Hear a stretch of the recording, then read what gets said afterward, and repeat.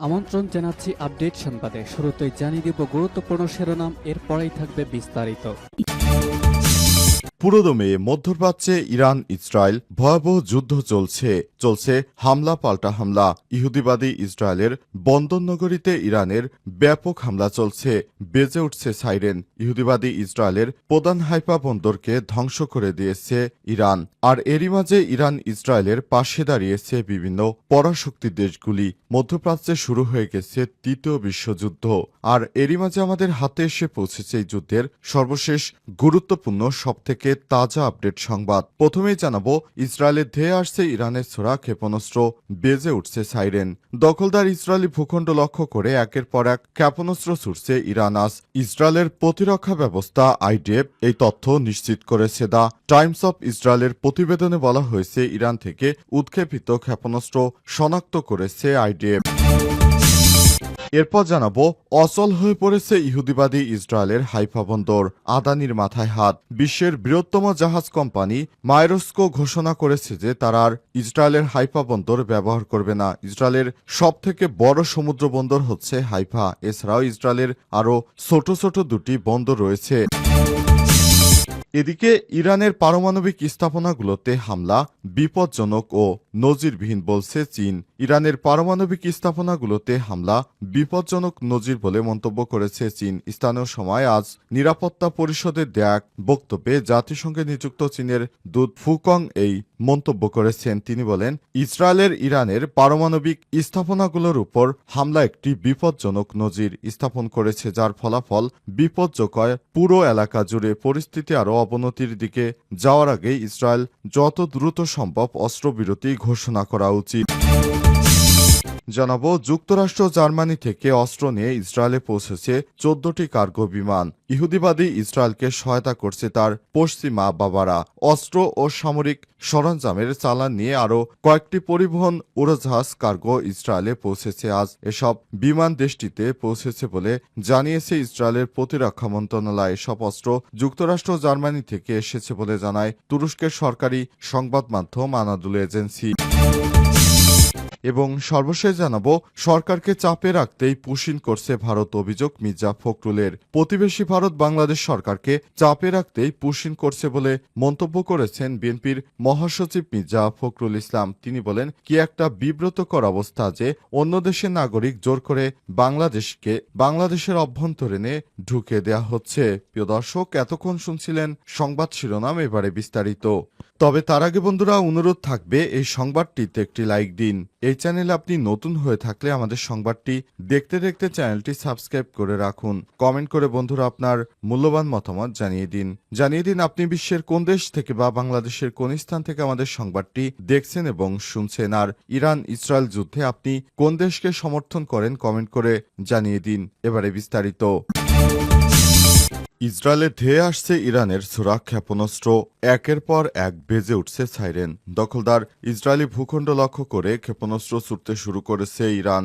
আজ বাংলাদেশ সময় ভোর 6টার পর থেকে এই ক্ষেপণাস্ত্র হামলা শুরু করেছে। আবার নতুন ধাপে একের পর এক ব্যাপক ক্ষেপণাস্ত্রে ধ্বংসযজ্ঞ চালাচ্ছে ইরান। ইরানের একটি ক্ষেপণাস্ত্রে ইহুদিবাদী ইসরায়েলের বিভিন্ন গুরুত্বপূর্ণ সামরিক স্থাপনা ধ্বংস হয়ে যাচ্ছে। দ্য টাইমস অফ ইসরায়েলের এক প্রতিবেদনে বলা হয়েছে, ইরান থেকে উৎক্ষেপিত ক্ষেপণাস্ত্র শনাক্ত করেছে ইসরায়েলের সেনাবাহিনী আইডিএফ। ইতিমধ্যেই ইসরায়েলিদের নিরাপদ আশ্রয়ে যেতে বলার পাশাপাশি প্রতিরোধমূলক ব্যবস্থা নিতে সতর্ক করেছে তারা। প্রতিবেদনে আরো বলা হয়েছে, যে সব এলাকায় ক্ষেপণাস্ত্র আঘাত হানতে পারে বলে ধারণা করা হচ্ছে সেখানে ইতিমধ্যেই সাইরেন বাজতে শুরু করেছে। তবে ইরান থেকে ঠিক কতটি ক্ষেপণাস্ত্র ছোড়া হয়েছে এবং ইসরায়েল কোথায় কোথায় এগুলো আঘাত হানতে পারে এ বিষয়ে তাৎক্ষণিকভাবে কিছুই জানা যায়নি। এদিকে নিজেদের ভূখণ্ডে দখলদার ইসরায়েলি বাহিনীর আগ্রাসন বন্ধ হলে কূটনৈতিক আলোচনা বিবেচনার কথা জানিয়েছে ইরান। জেনেভায় ফ্রান্স, জার্মানি, যুক্তরাজ্য, ইউরোপীয় ইউনিয়নের শীর্ষ কর্মকর্তাদের সঙ্গে বৈঠক শেষে এমনটা জানিয়েছে ইরানের পররাষ্ট্রমন্ত্রী সৈয়দ আব্বাস আরাগচি। একই দিন মার্কিন প্রেসিডেন্ট ডোনাল্ড ট্রাম্প বলেছেন, আলোচনা চালিয়ে যেতে তিনি ইসরায়েলকে বিমান হামলা কমানোর জন্য চাপ দেওয়ার সম্ভাবনা কম বলে জানিয়েছেন। ট্রাম্প আরও বলেন, আমার মনে হয় এখনই সেই অনুরোধ করা খুব কঠিন। অন্যদিকে ইসরায়েলের প্রতিরক্ষা বাহিনী IDF এর প্রধান ইয়ার জামিল বলেছেন, বছরের পর বছর ধরে ইরানে হামলার প্রস্তুতি নিচ্ছি আমরা। সাম্প্রতিক মাসগুলোয় কঠোর গোপনীয়তা বজায় রেখে হামলার প্রস্তুতি ত্বরান্বিত করা হয়েছে। অচল হয়ে পড়েছে ইসরায়েলের হাইফা বন্দর, আদানির মাথায় হাত। বিশ্বের বৃহত্তম জাহাজ কোম্পানি মায়েরস্কো ঘোষণা দিয়েছে যে তারা আর ইসরায়েলের হাইফা বন্দর ব্যবহার করবে না। ইসরায়েলের সবচেয়ে বড় সমুদ্র বন্দর হচ্ছে হাইফা। এছাড়াও ইসরায়েলের আরও দুটি সমুদ্র বন্দর রয়েছে, আশদোদ এবং আইলাত। হাইফা বন্দরে ইন্ডিয়ার আদানি গ্রুপের বড় বিনিয়োগ রয়েছে। বার্তা সংস্থা রয়টার্স জানিয়েছে শুক্রবার কন্টেনার শিপিং কোম্পানি মায়েরস্কো জানিয়েছে ইরানের সঙ্গে ইসরায়েলের ক্রমবর্ধমান সংঘাতের মধ্যে তারা দেশটির হাইফা বন্দরে জাহাজ চলাচল সাময়িকভাবে বন্ধ করে দিয়েছে। ডেনিশ কোম্পানিটি জানিয়েছে এই অঞ্চলে তাদের নির্ধারিত কার্যক্রমে আর কোনো ব্যাঘাত ঘটেনি। 2022 সালে বেসরকারীকরণ করা হাইফা বন্দরের 70% মালিকানা ভারতের আদানি পোর্টসের এবং বাকি 30% ইসরায়েলের গ্যাডোট গ্রুপের হাতে। আদানি পার্টস হল ভারতের বিলিয়নিয়ার গৌতম আদানির নেতৃত্বে আদানি গ্রুপের বন্দর পরিচালনা শাখা। হাইফা বন্দর সহ কোম্পানিটি ভারতীয় জলসীমার বাইরে 4টি বন্দর পরিচালনা করে থাকে। চলমান ইরান ইসরায়েল যুদ্ধে বড় ধরনের ক্ষতির সম্মুখীন হয়ে নানাভাবে সমালোচিত হচ্ছে আদানি গ্রুপ। রয়টার্স জানিয়েছে আদানি গ্রুপের একজন মুখপাত্র মন্তব্যের জন্য ইমেইল এবং টেক্সট বার্তা পাঠানো হলেও তাৎক্ষণিকভাবে সাড়া পাওয়া যায়নি। ইসরায়েল গত শুক্রবার থেকে ইরানে হামলা চালিয়ে আসছে। তেহরানকে পারমাণবিক অস্ত্র তৈরি থেকে বিরত রাখার প্রচেষ্টার অংশ হিসেবে এই হামলা বলে যুক্তি দেখিয়েছে মধ্যপ্রাচ্যের দখলদার খ্যাতি পাওয়া ইসরায়েল। নেতানিয়াহু সরকারের এমন হঠকারিতার জবাবে পাল্টা হামলা চালাচ্ছে ইরান। একই সঙ্গে পরমাণু অস্ত্র তৈরির পরিকল্পনা সংক্রান্ত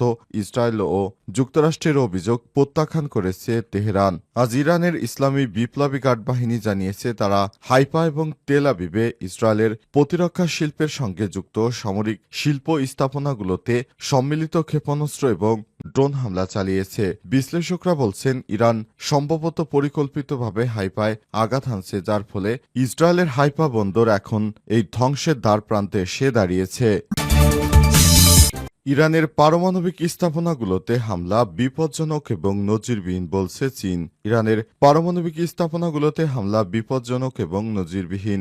স্থানীয় সময় আজ জাতিসংঘের নিরাপত্তা পরিষদে দেয়া এক বক্তব্যে জাতিসংঘে নিযুক্ত চীনের দূত ফুং কং এই মন্তব্য করেছেন। তিনি আরও বলেন, ইসরায়েলের ইরানের পারমাণবিক স্থাপনাগুলোর উপর হামলা একটি বিপজ্জনক নজির স্থাপন করেছে, যার ফলে বিপর্যয়কর হতে পারে পরিস্থিতি আরও অবনতির দিকে যাওয়ার আগে ইসরায়েলের যত দ্রুত সম্ভব অস্ত্র বিরতি ঘোষণা করা উচিত। চীনের দূত আরও বলেছেন, পারমাণবিক ইস্যুটি অবশ্যই সংলাপ এবং আলোচনার পথে ফিরে আনা প্রয়োজন। এদিকে ইরানের আবাসিক ভবনে হামলা চালিয়েছে দখলদার ইসরায়েলি বাহিনী। আজ ভোরে চালানো এই হামলায় 2 জন নিহত হয়েছে। এদের মধ্যে 16 বছর বয়সী এক কিশোরও রয়েছে। এই ঘটনায় আহত হয়েছে আরও 4 জন। ইরানের রাষ্ট্রীয় মিডিয়ার বরাতে মার্কিন সংবাদ মাধ্যম CNN বলছে, ইসরায়েলের হামলায় 2 জন নিহত হয়েছে। এদের মধ্যে 16 বছর বয়সী এবং আরও বেশ 4 জন গুরুতর আহত হয়েছে। আহতদেরকে হাসপাতালে স্থানান্তর করা হয়েছে। তবে কাকে লক্ষ্য করে ওই হামলা চালানো হয়েছে সেটা প্রাথমিকভাবে নিশ্চিত করা হয়নি দখলদার বাহিনীর পক্ষ থেকে। সরকারকে চাপে রাখতেই পুশিন করছে ভারত, বললেন মির্জা ফখরুল। প্রতিবেশী ভারত বাংলাদেশ সরকারকে চাপে রাখতেই পুশিন করছে বলে মন্তব্য করেছেন বিএনপির মহাসচিব মির্জা ফখরুল ইসলাম। আজ ঠাকুরগাঁও কালীবাড়িস্থ নিজ বাসভবনে আলেম ওলামাদের নিয়ে আয়োজিত নৈশভোজ অনুষ্ঠানে বক্তব্যকালে এমনটা দাবি করেন তিনি। বিএনপির মহাসচিব আরও বলেছেন, আমাদের সামনে এখন কঠিন সমস্যা, প্রতিনিয়তই পুশিন করা হচ্ছে।